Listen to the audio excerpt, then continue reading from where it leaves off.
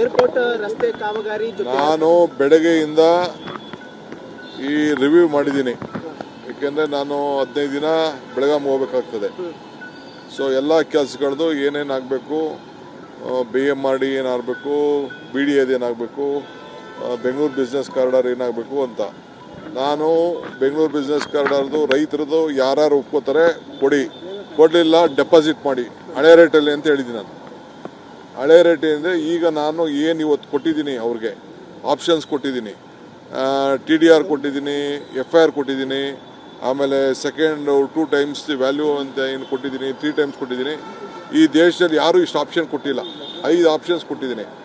Option ಪ್ರಕಾರ ಕೊಟ್ಟರೆ ಕೊಡ್ಬೋದು. ನಾನು ಯಾವ ಕಾರಣಕ್ಕೂ ಯಾರು ಹೇಳಿದ್ರು ಡಿನೋಟಿಫೈ ಮಾಡೋದಿಲ್ಲ.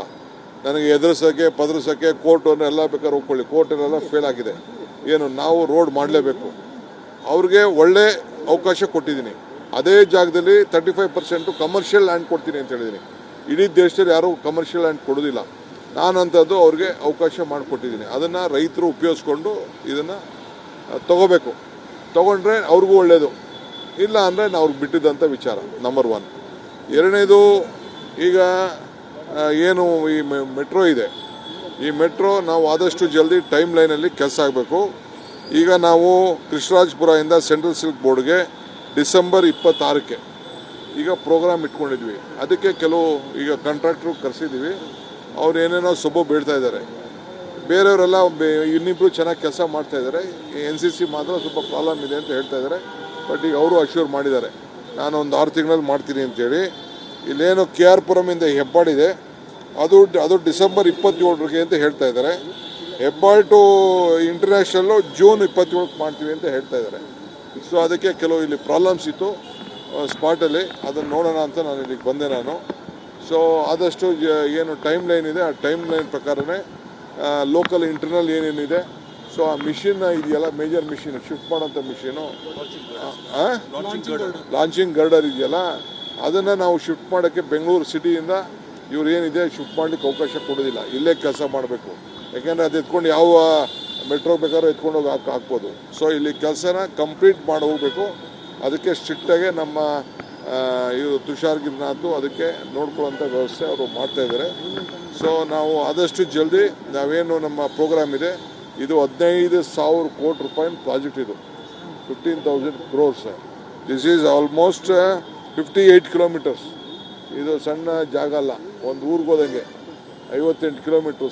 Central silk board to airport 30 station. ಇದು 30 ಸ್ಟೇಷನು. ಸೊ ಇದಕ್ಕೆಲ್ಲ ನಾವು ಟೈಮ್ ಈಗ ಇನ್ನೊಂದು ಡಿಸಿಷನ್ ಈಗ ತಗೊಳ್ತಾ ಇದ್ದೀವಿ. ಎಲ್ಲೆಲ್ಲಿ ಶುರು ಆಗ್ತಿದೆ 5 ಸ್ಟೇಷನು 6 ಸ್ಟೇಷನು 10 ಸ್ಟೇಷನು ಅಷ್ಟು ನಾವು ಕಂಪ್ಲೀಟ್ ಆಗ್ತಿದ್ದಂಗೆ ನಾವು ಲೈನ್ನ ಪ್ರಾರಂಭ ಮಾಡೋಕ್ಕೆ ಒಂದು ಚಿಂತೆ ಮಾಡಿದ್ದೀವಿ ನಾವು.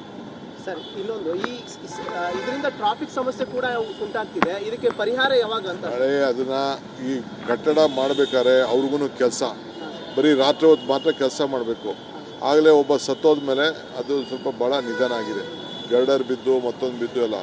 ಸೊ ಭಾಳ ಅವರು ರಾತ್ರಿ ಹೊತ್ತೇ ಕೆಲಸ ಮಾಡಬೇಕು, ಟ್ರಾಫಿಕ್ಕು ನೋಡ್ಕೋಬೇಕು, ಕೆಲಸನೂ ಮಾಡಬೇಕು. ಇದು ನಾನು ಪ್ರಾಕ್ಟಿಕಲಾಗೆ ಕೆಲವು ಪ್ರಾಬ್ಲಮ್. ನೀವು ಟೀಕೆ ಮಾಡೋರು ಜನ ಮಾತಾಡೋದೆಲ್ಲ ಬೇರೆ ವಿಚಾರ, ಬಟ್ ಇದು ನಡಿಬೇಕಲ್ಲ, ಇದು ಕೆಲಸ. ಸೊ ಅದಕ್ಕೆ ಈಗಾಗಲೇ ಅವರೆಲ್ಲ ಕೆಲಸ ಮಾಡ್ತಾಯಿದ್ದಾರೆ. ನಾನು ಸ್ಟ್ರಿಕ್ಟಾಗಿ ವಾರ್ನ್ ಮಾಡ್ತಾಯಿದ್ದೀನಿ.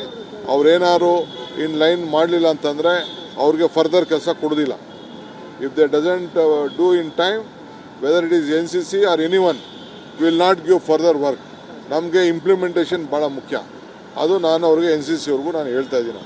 ಮಿಕ್ಕಿದವರಿಬ್ಬರು ಚೆನ್ನಾಗಿ ಕೆಲಸ ಮಾಡ್ತಾಯಿದ್ದಾರೆ. ಸ್ವಲ್ಪ ಆಕ್ಸಿಡೆಂಟ್ ಆದ್ದರಿಂದ ಸ್ವಲ್ಪ ಡಿಲೇ ಆಗಿದ್ದಾರೆ. ಅದಕ್ಕೆ ನಾನು ಅವ್ರನ್ನ ಇಲ್ಲಿ ಕರೆಸಿದ್ದೀವಿ. ಇಲ್ಲಿಗೆ ಕರೆಸಿ ನಮ್ಮ ಆಫೀಸರ್ಸ್ ಎಲ್ಲ ನಾವೆಲ್ಲ ಇಲ್ಲಿಗೆ ಬಂದಿದ್ದೀವಿ ಸ್ಪಾಟ್ ನೋಡೋಕ್ಕೆ.